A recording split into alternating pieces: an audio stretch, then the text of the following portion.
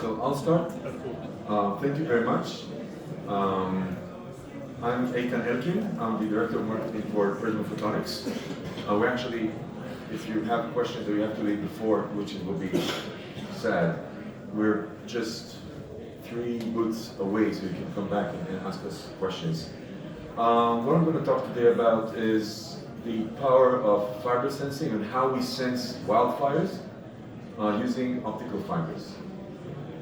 So what we'll see now is a method to detect wildfires from very far, basically far away from a substation and at a very large scale, using the existing optical fibers, the OPGW, which runs on top of a large portion of the transmission lines.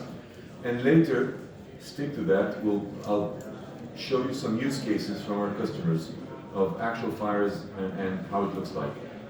Basically not the fire itself, but how it looks like on the system. So, anyone from the US here? Ready? A quick show of hands?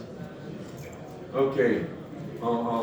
So ignore so this is a short list of just 7 years and the fires caused by US utilities.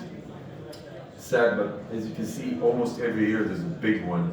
And these are just fires which started from a utility activity. US, but you guys in Europe, they're not different. You've got your own wildfires started by utilities. So who watches basically the power lines? So the power lines go through rural areas, through many different topologies and areas, which are most of the time very heavy with vegetation, rural.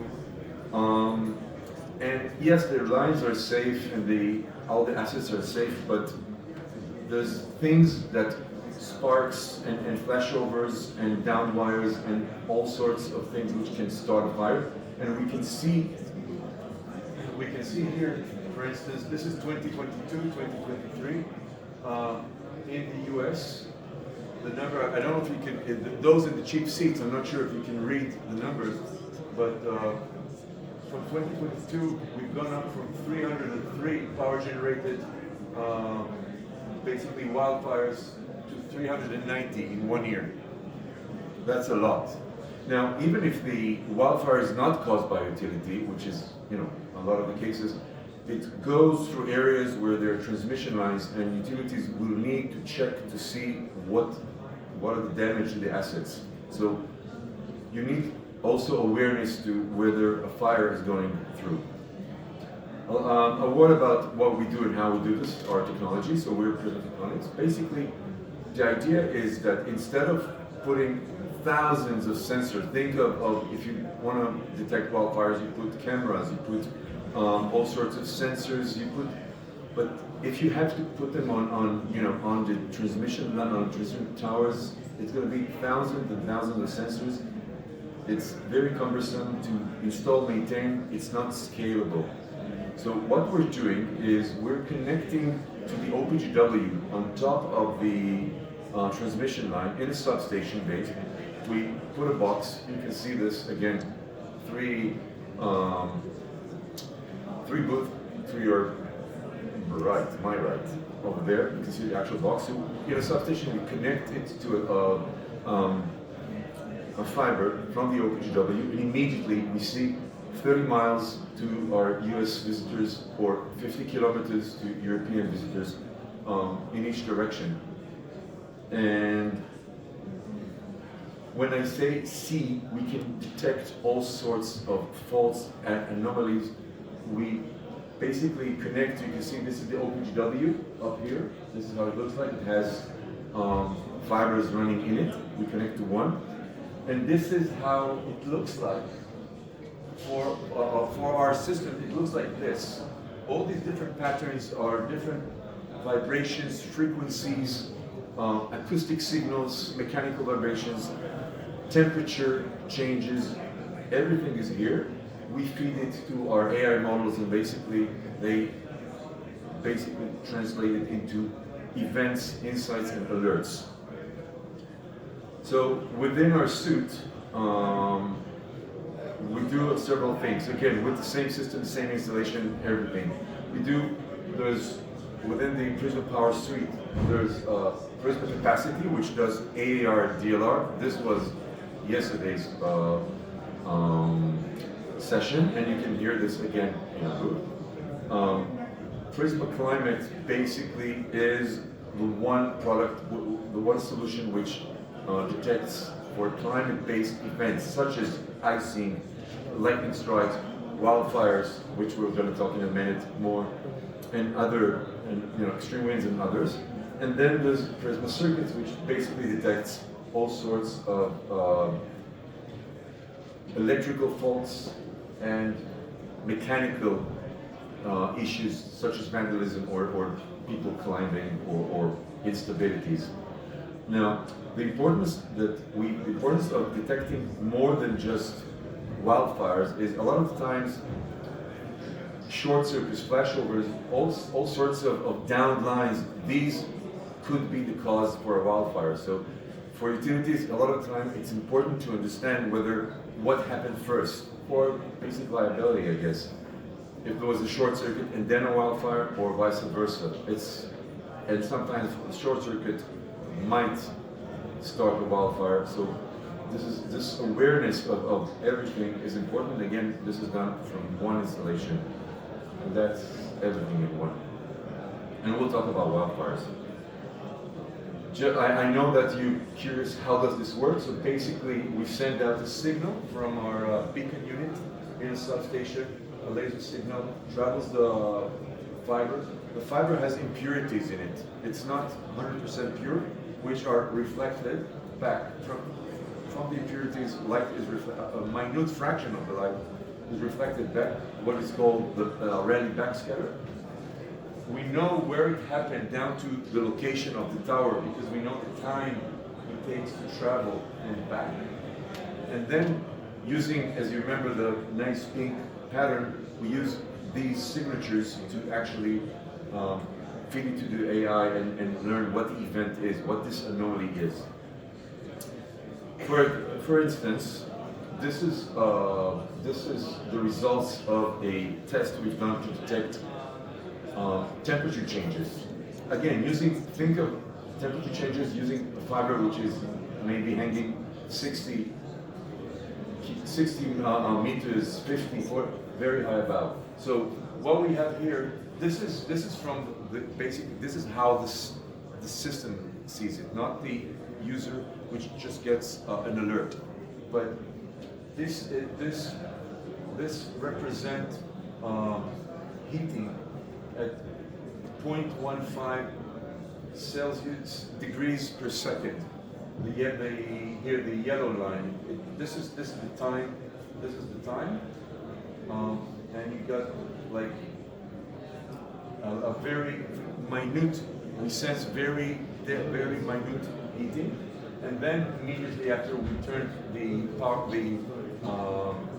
heating source, we sense a 0.05 Celsius per second cooling. Remember, just keep in mind yellow and blue. We'll see this in a minute.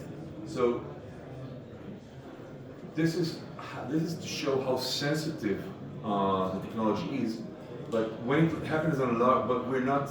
Basically, we're tuning it. We don't want to get alerts on just the sun coming out of the cloud cover or something like this. So we tune it, and we're looking for something which is bigger, faster, stronger, like the Olympics, basically bigger, faster, stronger.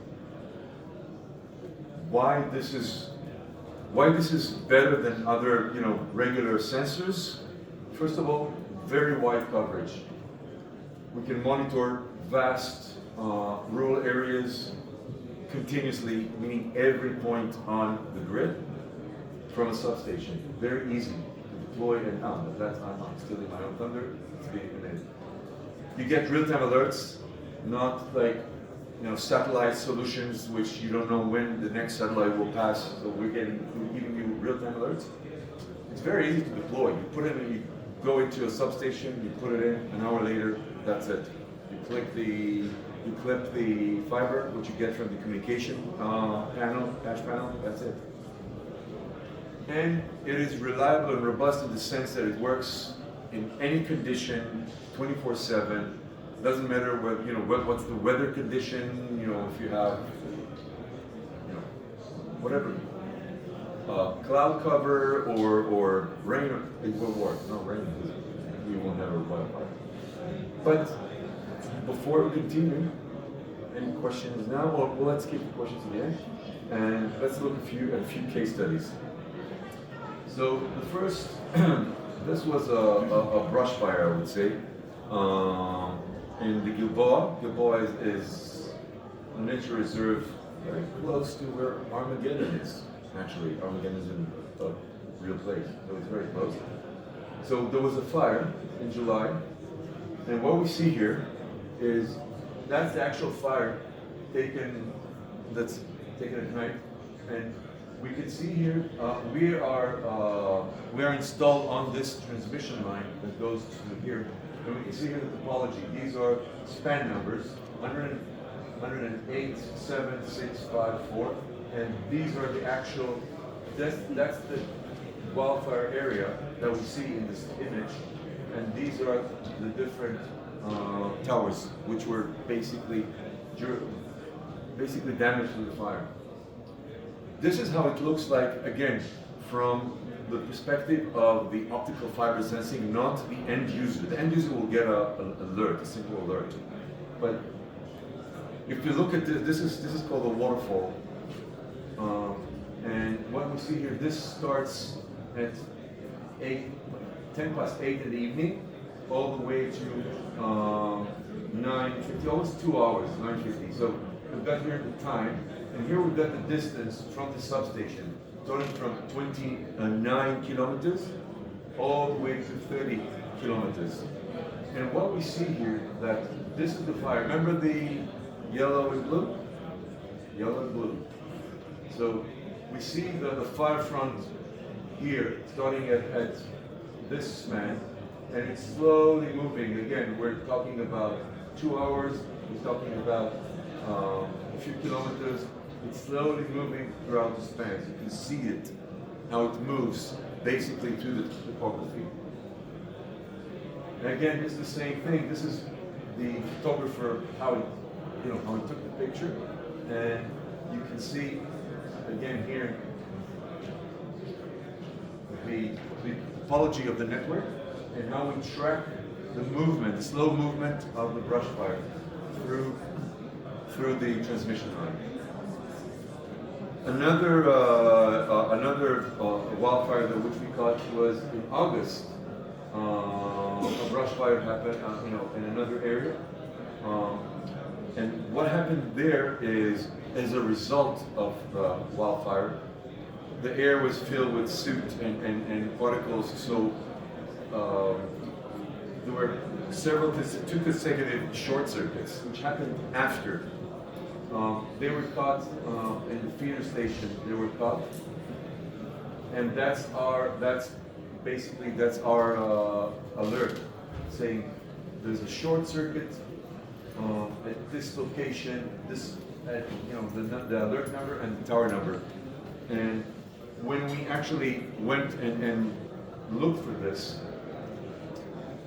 we were lucky because there was a firefighter plane still in the sky, so he can't, again, those in the cheap seats, I apologize, but in the back, but there's a tower here.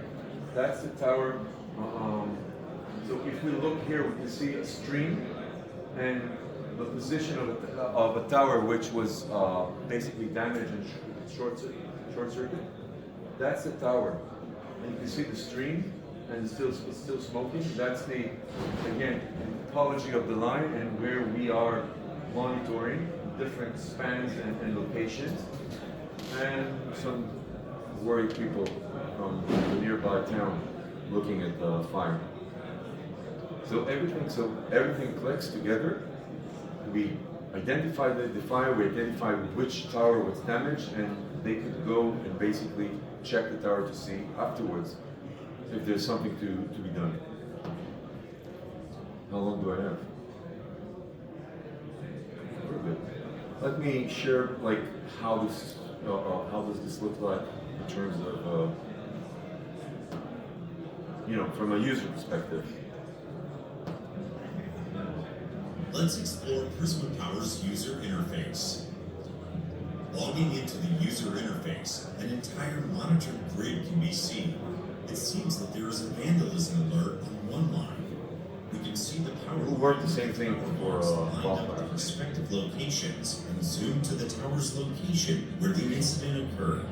The location allows the response team usually to you don't handle get the like event. the camera with The people data on doing the event stuff. list gives you information on the event duration and location. Shifting to the events view, we see a list of all events, current and recent. Events can be sorted based on their types, duration, and level of priority. Let's investigate a short circuit identified on the line. The system displays the location and identification of the involved tower. Another example involves a fiber cut alert. In case of a It down indicates line, that the optical fiber this is an on the example from a customer. OPGW was disconnected. you get immediately where the down line is, and if something starts a wildfire, then you can Typically, again monitoring correlate is it. maintained up to the location of the disruption. Let me continue and summarize to leave some space for questions. So we do see an increase worldwide, and from people that we talk in these corridors, we see that a lot of people in surprisingly places around the globe deal more and more with wildfires.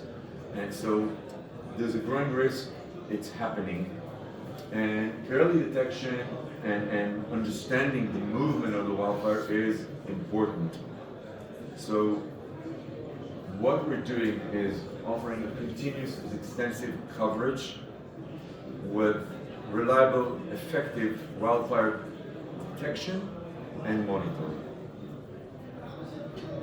That's it for me. Any questions? And again, if you want to visit us, we're just there. And we've got here some stuff as well.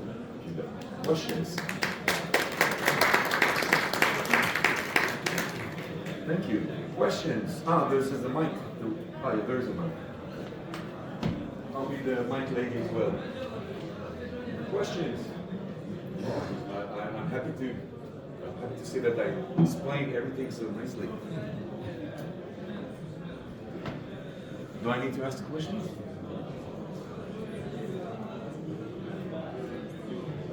No questions then. Great. I'm happy that everything was simple, understandable, and you enjoyed it. Thank you very much, and I got you 5 minutes early. Do something with it. Oh, there is a question, yes. Oh, thank you. I knew that if I stall enough, there will be a question. Oh. So it's optoelectronic device, and you are using acoustic measurements? We're doing distributed acoustic sensing. We're creating an interference and basically listen to the rally backscatter. And with optical device? Optical sensor? device, yes. Okay. So. Yes. Your question is, I can even direct it to the physicist sitting optical here. and so optical and acoustic, it's quite different. No. What do you mean it's different? I saw that you are using acoustic so detector. Yeah, basically With we optical turn. device. So basically we turn the entire fiber. We send a signal, a laser signal, an optical signal into the fiber. Okay. And we listen to the reflections.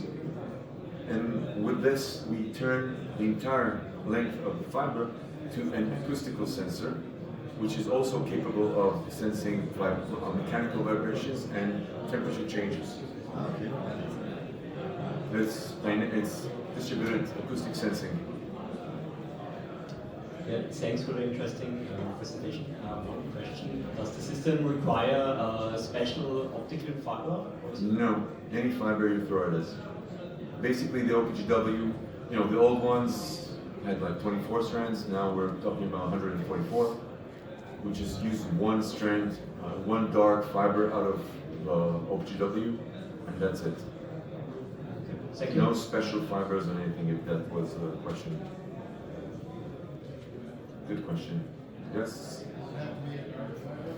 It has to, well, it doesn't have to be a dark fiber, but I don't think there is a utility in the world which will want us on a fiber which carries information, their own information, from cyber reasons.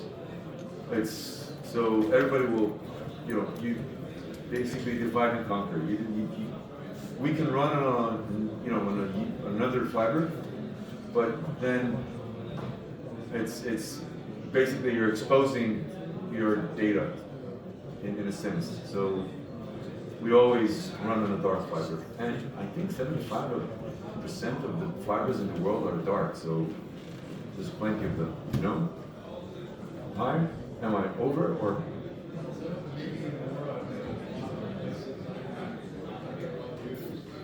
All used. We can run on we can run, but it requires some adjustments, so we're not part of the information. But yeah, it can be done. Questions? I was curious about the fact that what is the lifespan of the fiber optics themselves? Like fiber optics, they're gonna be in an open space, UV lights and everything. The fiber is part of the shielding cable, the grounding cable running on top. So it's not exposed. It's in the cable. But the thing is that the vibrations, even if you kick or hit the pole, the vibrations will travel up to the cable and vibrate the fiber itself. It's because it's very sensitive to very minute, changes. Then we can detect it. Everything is attached. Everything is connected. And I think Ron here has I think it's important to say that we're using the pre-existing fiber. It's the fibers of the utility that use for communication, and we're just connecting the system to it. So we don't need to deploy the fiber. They're already there. We're using the existing concept of the utility. What is during a storm? So when wind is applying to the fibers, can you detect the fire as well? We can, if I heard your question correctly, or do you mind, here's a mic behind you. The question is, what happens during a storm? So the wind applies power to the fiber, can you then detect the fire as well during that time? We can detect. First of all, we measure wind, and this is a different story. That was yesterday's story, how we measure wind. But now we're talking about, we can, because we have a very high signal to noise ratio, so it's easy for us, well, there's a back room full of engineers, AI, and scientists, but it's easy for me to say that, yes, it's a different signal, so we can see this through the, if I go back a lot. So that's how it looks like. And then you can see, for instance, this is very strong wind. So even to the eye, it's visible that this is something else. And then you can see that heat change, everything will look differently if you know how to look at, how to find, and that's why we have almost 7 years of data that we collected in fires, and we know how it looks like, so we can basically decipher out of the mess, as I call it, and give you the fire. Even if it's, I would say even if it's snowing, but I don't know if it's visible. Questions? Thank you. Can you translate the vibrations also like in wind speed, an estimation of wind speed? Of course. Also... Okay, cancel all the rest of the sessions, send them away. Yes, we measure wind speed in each and every span. For DLR, wind speed and direction, so we can give you the wind speed at, in different span, what's the wind speed, and then calculate DLR very accurately in real time, and actually perfecting the forecast as well, because we always give a feedback loop of the wind speed. Yes, we can do this. Definitely, we're doing this. I'll be happy. And regarding wildfires, is it translated into temperature? No, we don't. Our technology does not give you the ability to have absolute temperature, but we see that there's a high rise of temperature, and we understand that it's a wildfire. So, is it possible to give an estimation of like the temperature at the moment? Or? I'm the marketing guy. I can tell you that I can basically sense a herd of elephants running in front of the fire. But when it comes to the engineer, they'll put me in front of the herd of the elephants. So, Okay, thank you. question. The dynamic line rating model uses basically 5 thermal contributors: Joule effect, convection, solar, corona, and radiation. Mm-hmm. So you would have to know the air temperature to evaluate the convection effect. We're going back to DLR. Exactly. Okay, we're hijacking it. So, so basically, we get, and I will be happy to show you a demo. Did I mention that we're just 3? Yeah. Okay, no, I wasn't sure. But we measure the wind.